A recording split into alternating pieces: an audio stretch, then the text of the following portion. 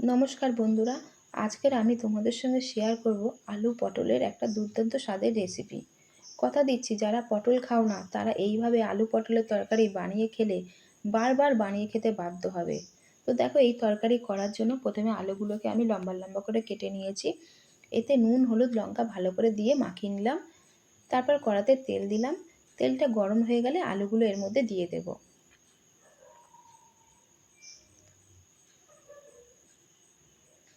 সমস্ত আলু দেওয়া হয়ে যাওয়ার পর আমি একটু নেড়ে ছেড়ে নিচ্ছি।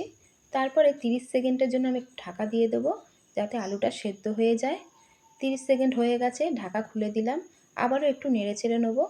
এইভাবে নেড়ে ছেড়ে লাল লাল করে আলুগুলোকে ভেজে নেব।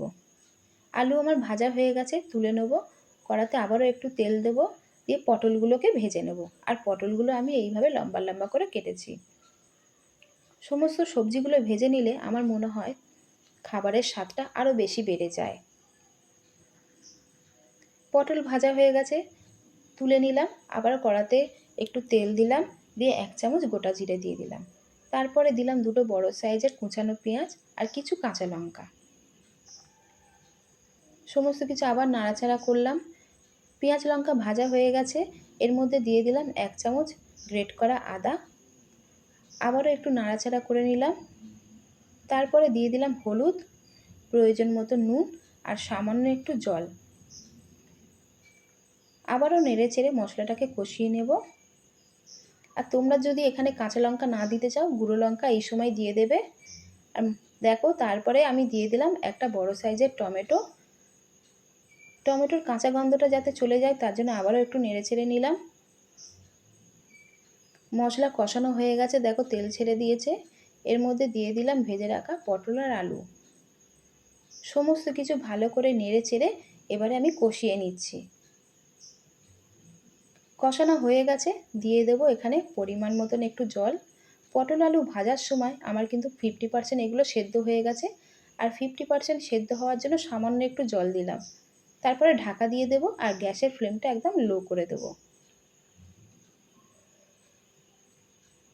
অন্যদিকে দেখো, ননস্টিকে 1 চামচ আমি বাটার দিয়ে দিলাম।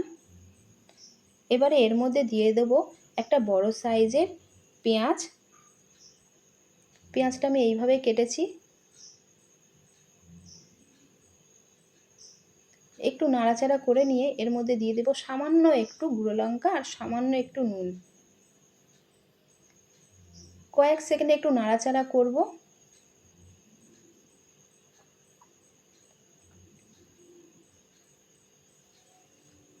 দেখো বন্ধুরা, পেঁয়াজের কালারটা ঠিক এই রকম হবে। এবারে এটা দিয়ে দেবো পটল আলুর তরকারির মধ্যে। আবারও সমস্ত কিছু ভালো করে নাড়াচাড়া করব।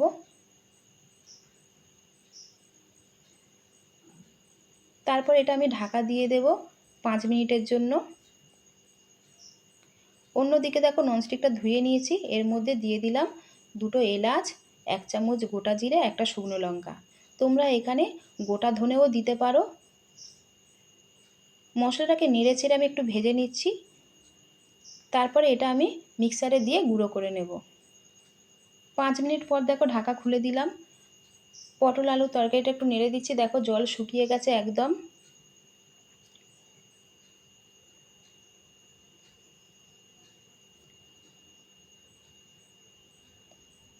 আলুটাও দেখো সেদ্ধ হয়ে গেছে। এর মধ্যে দিয়ে দিলাম একটু সামান্য চিনি। তোমরা চিনি যদি দিতে না চাও, না দিতে পারো, অসুবিধা নেই। এবারে এর মধ্যে দিয়ে দেবো ভেজে রাখা সেই মশলাটা। 1 চামচ আমি ভাজা মশলাটা দিয়ে দিলাম। আবারও খুব ভালো করে নাড়াচাড়া করব। তো বন্ধুরা, আমি কাঁচা লঙ্কা দিয়ে তরকারিটা করেছি বলে আমার কালারটা এরকম হয়েছে। তোমরা যদি চাও গুঁড়ো লঙ্কা দিয়ে করতে পারো, তাহলে কালারটা খুব ভালো হবে। তো গুঁড়ো লঙ্কা খাওয়াটা আমার মনে হয় স্বাস্থ্যের পক্ষে ভালো না, তাই আমি রান্না করি কাঁচা লঙ্কা দিয়ে। তো আমার এই রেসিপিটা যদি তোমাদের ভালো লেগে থাকে, তো অবশ্যই বন্ধুরা লাইক করো, কমেন্ট করো আর প্রচুর প্রচুর শেয়ার করো।